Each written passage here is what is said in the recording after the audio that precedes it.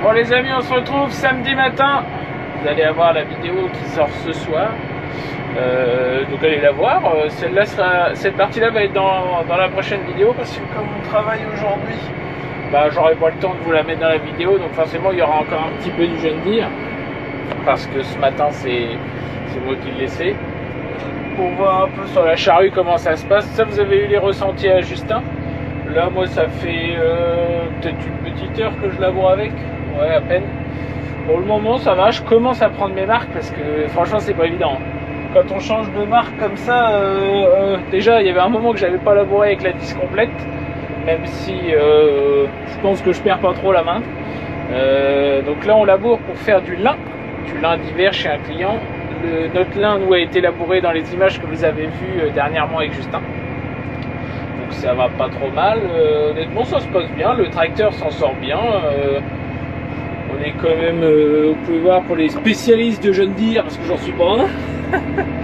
Au niveau de la puissance, de la charge moteur, il s'en sort pas trop mal, il n'est pas constamment en surpuissance.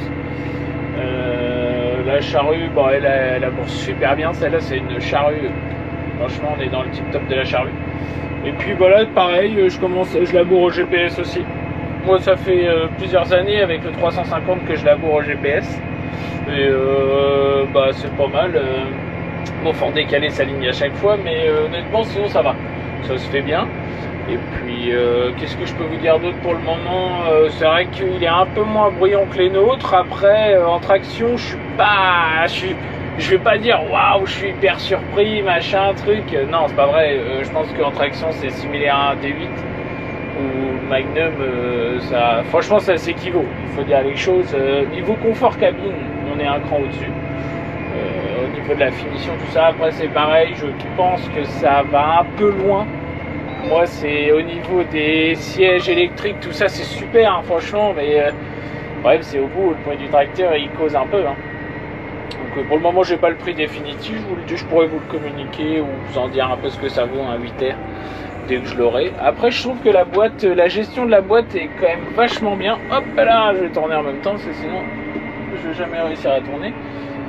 Attendez que je fasse pas n'importe quoi. Bon ça y est, je suis reparti dans l'arrêt comme vous pouvez voir. Oui donc je vous disais, attendez je règle un peu ma charrue quand même. Niveau confort tout ça on est quand même un cran au-dessus, faut le dire, c'est un bon tracteur hyper confortable. Tout ce qui est la partie écran, ça par contre je trouve ça pas mal, c'est quand même assez simple d'utilisation, vous faites un peu ce que vous voulez, vous pivotez comme vous voulez. C'est quand même intuitif, moi qui n'ai pas trop l'habitude des John Deere, j'avais vraiment peur de ça pour le coup, parce que bah, quand on change de marque c'est jamais évident. Toc toc toc, on va éviter de faire des petits trous. Oui donc je vous disais, c'est jamais trop évident quand on change de marque. Après les panels sont quand même vachement intuitifs hein. Je vois là la radio, le chauffage, tout ça. Bon j'ai eu un peu de mal à trouver parce que par exemple pour les activations de GPS et tout se fait à l'écran. Et sauf que moi, je dis pas, le gars de chez l'Hermite, Florian nous a super bien expliqué le tracteur, mais sur le coup forcément, bah, y a tellement d'informations à ingurgiter en peu de temps que bah, on n'ingurgite pas tout. Après la commande pro, satisfait, ça va, honnêtement ça va, c'est pas mal. Après, je trouve ça quand même similaire aux boîtes des HD. Niveau confort, je pense que c'est pas le même tracteur, hein, faut dire ce qu'il est. Mais au niveau confort, les HD s'équivaut quand même, hein, parce que les HD sont très très confortables. Là je vois, parce que moi pour le coup j'ai le 340 qui est de 2024 aussi. Et pour le coup, hyper confortable aussi. Hein. Là je vous en reparlerai peut-être dans cette vidéo là. Donc oui, je vous reprends, je vous disais, j'ai eu un petit problème de carte SD. Que je vais vous montrer quand même, enfin vous présenter aussi le HD, même si je vous l'ai montré en globalité, il n'y a pas de raison, parce que pour le coup c'est quand même un bon tracteur aussi. Maintenant j'ai eu un peu de mal parce que forcément par rapport à notre version c'était pas la même chose, mais là maintenant que je l'ai bien en main, j'ai bien fait le tour un peu de partout, je commence à comprendre. Après je pense que je sais pas tout hein. Mais ça commence à se faire gentiment, je commence à apprendre gentiment le tracteur aussi, et forcément c'est pas facile, on peut pas apprendre un tracteur en une journée ou deux, c'est pas évident. C'est comme là le tracteur, oui on l'exploite pas. Enfin, déjà sur la charrue ça l'exploite quand même, mais je veux dire on peut pas le connaître à 100%. C'est pas possible en si peu de temps. Peut-être qu'il y a des choses qu'on fait mal ou qu'on fait moins bien et qu'on se dit oh le tracteur c'est de la merde. Mais alors que là non, franchement il se débrouille bien, faut le dire ce qu'il est. Et puis bah voilà, faire des petits plans sympas et puis on se retrouve plus tard.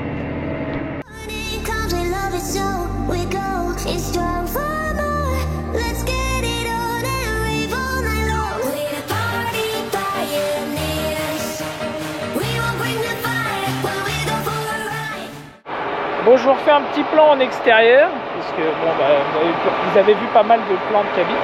Vous voyez, le labo est quand même bien. Là, je suis vachement étonné parce qu'il reste des gros morceaux, mais qui vont bien s'effriter. C'est comme c'est pour faire du lait, on va passer un coup de rotative avant de semer. On va attendre que ça reblanchisse un tout petit peu pour pouvoir faire du super travail.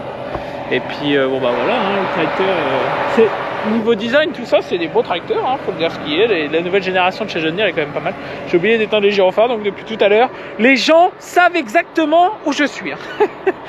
Vous pouvez voir, on fait un bon labour, on est autour des 25. C'est un choix du client pour, pareil, bien enterrer. Il nous a posé ses conditions hier, quand on l'a vu.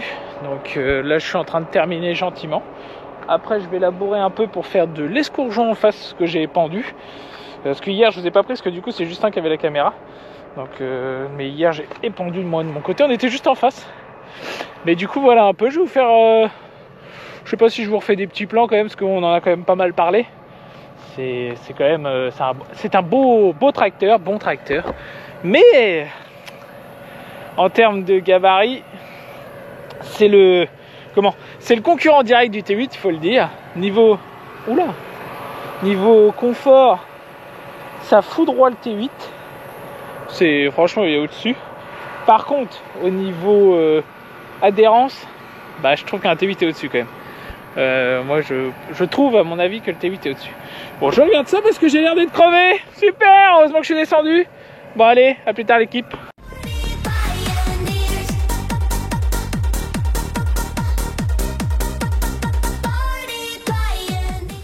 Quand vous avez la flemme de mettre un cri, bah vous avez un télescope.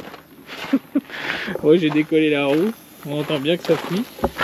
Et ça fuit ici, saleté. Faut que je regarde parce qu'en plus c'est des pneus spécifiques, parce qu'on avait voulu remettre ça, mais c'était pas une bonne idée. Bon, et bah je vais chercher ce qu'il faut, puis je démonte.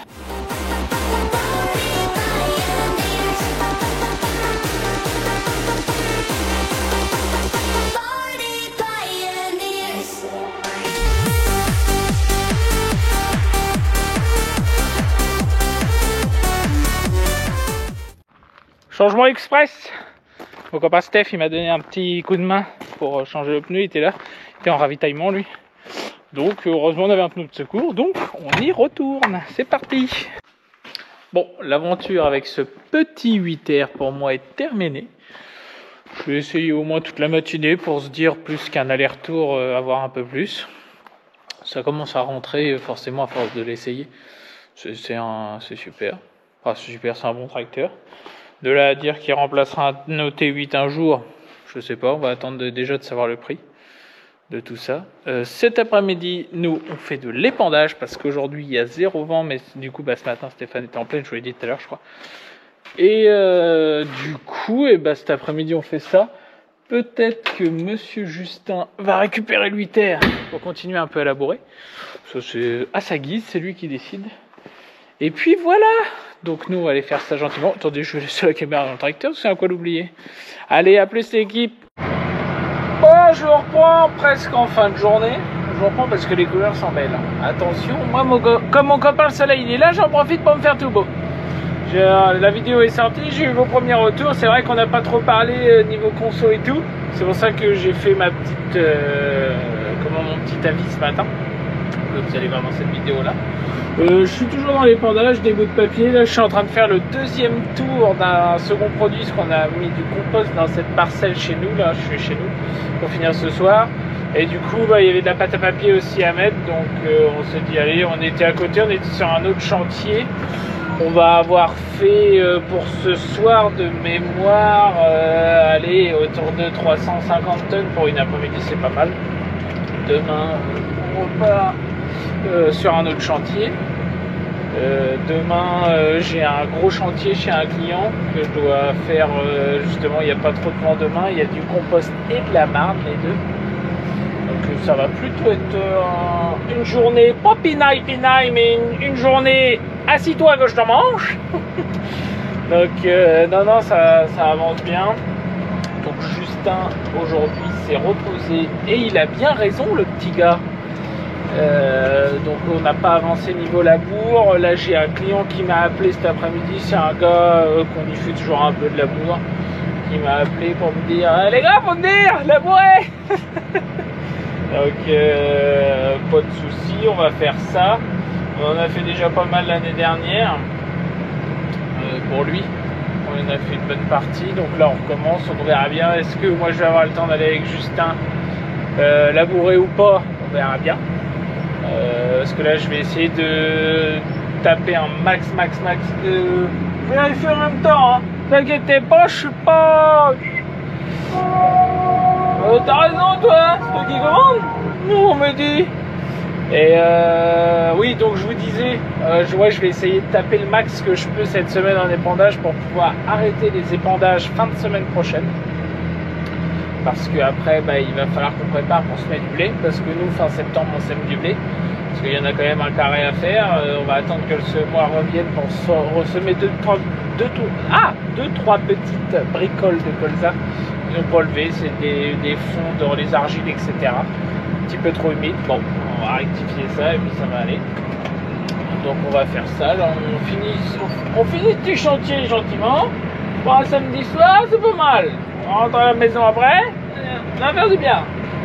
Et du coup, pour pas oublier de vous faire une outro, parce que j'ai oublié dans ma dernière vidéo, ça s'est pas trop vu, j'ai fait ça à peu près bien, mais j'ai complètement zappé hier. Du coup, voilà. Donc je vous dis à demain pour la suite. On se reprend pour le prochain épisode, voire journée. Allez, à demain l'équipe. Bon, je vous prends ce matin là les amis, on est lundi. Je ne vous ai pas filmé hier parce que du coup on a fait le client, on a réussi à faire ce qu'on avait à faire hier, ce qu'on voulait faire surtout. Donc ça s'est bien passé. Je vous ai pas pris parce qu'après l'épandage c'est un peu redondant. Là ce matin on a fait de l'entretien, les 2-3 trucs, puis le graissage complet, puis on a remis le case sur la charrue parce que le 8R s'en va. Puis ce matin j'étais un peu pressé donc parce qu'il fallait que je récupère ma voiture au garage. Des petits soucis ce matin. Et donc voilà, donc là on est prêt à partir, on va aller continuer à faire de la marne dans un chantier pas très loin d'ici. Et voilà, je dis à plus tard les copains.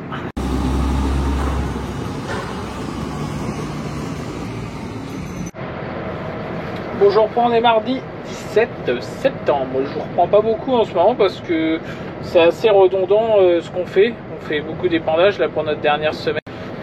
Donc pour le coup c'est assez redondant. Justin est parti labourer pour un client qu'on lui fait que du labour. J'ai vu ça avec le client et du coup il avait une trentaine, voire entre 30 et 80 hectares labourés en fonction de là où on en était.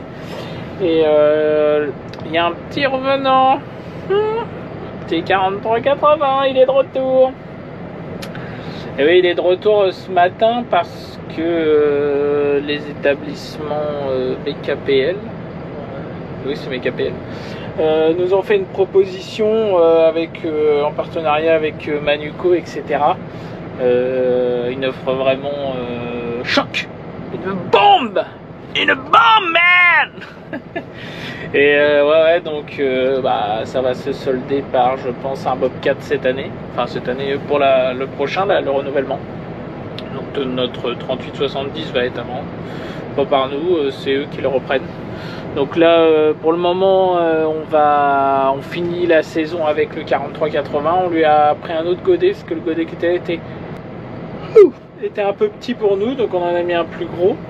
Et puis voilà, de toute façon je vous reprends si aujourd'hui, si des fois on rentrait le lin aujourd'hui, j'espère pouvoir, mais bon c'est pas évident. Je sais pas si on va pouvoir étaler beaucoup aujourd'hui parce que le vent commence à se lever. C'est un peu la misère, soit il pleut, soit il vente, soit c'est la misère les copains, hein. Donc voilà, donc on avance bien. Normalement cette semaine on devrait avoir remis à jour tout ce qu'on a à mettre à jour au niveau épandage, mais bon, c'est comme tout, le facteur météo reste primordial. Là on attend la proposition du 340 pour voir ce qu'on fait, parce qu'on a une limite d'heure de 400 heures à faire avec, et il est à 378. Donc on n'a pas fait les 400 heures complètes, hein. Le tracteur est arrivé, il avait un petit peu plus de 200 heures parce qu'il était en prêt ailleurs avant. Et du coup là ils m'ont appelé pour me dire le tracteur arrive au bout, donc ils vont nous faire une proposition. Donc dans l'idée on verra bien, on va avoir aussi la proposition du 8R qu'on a eu en démo, vous avez vu. Là après, avant qu'ils partent, j'essaierai de vous faire quand même mon ressenti après 15 jours de travail avec le 340, vous parler un peu de ce que j'ai entre guillemets aimé, pas aimé dans les écrans, dans le tracteur en général ou quoi, pour être quand même objectif, parce qu'on l'a quand même été avec le 8R, donc autant l'être aussi avec le HD. Donc voilà, donc dans l'idée, si jamais la proposition nous intéresse, on a demandé un chiffrage avec des pneus en 900, parce que ce tracteur basculerait à faire de l'épandage et du SMI, et même pour l'épandage je veux l'équiper en gros pneus, donc on attend de voir ça, et puis on vous tient au courant. On continue, vous pouvez voir le petit 4380, un petit beau gosse. Donc du coup bah voilà, donc je vous tiens au courant pour la suite. Allez, bonne journée l'équipe.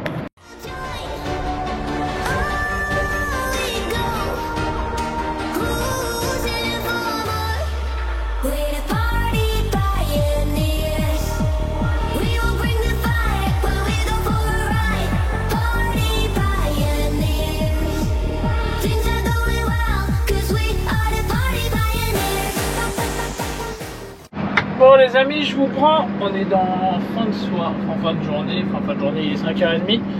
Du coup ils ont décidé de enrouler notre petite parcelle de lin de printemps. Du coup bah là on est revenu, puisqu'en plus le mécano devait voir le tracteur pour récupérer des choses dessus, le 340. Donc en même temps du coup on s'est mis à ramasser le lin, parce que maintenant qu'il est rentré, maintenant qu'il est enroulé, il faut le rentrer.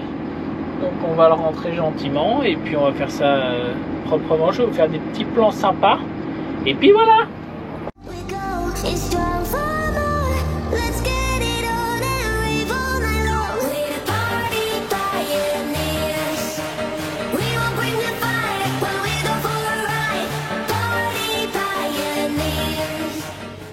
Là pendant que je vous tiens, Stéphane il est en train de retourner la boule de façon à ce que la tête, les têtes soient vers le haut, parce qu'il faut les rentrer la tête vers le haut, c'est quand même mieux pour pouvoir les stocker, etc. Parce qu'elles sont pas mises sur le plat, sur le rond, elles ont été mises sur le côté, comme ils savaient pas si on allait les rentrer rapidement. Donc du coup là on les remet toutes sur le plat au moment, on remet leurs pieds par terre, comme ça au moins on les prend 2 par 2 avec notre griffe, et puis voilà c'est parti, on est lancé à le rentrer sur le plateau.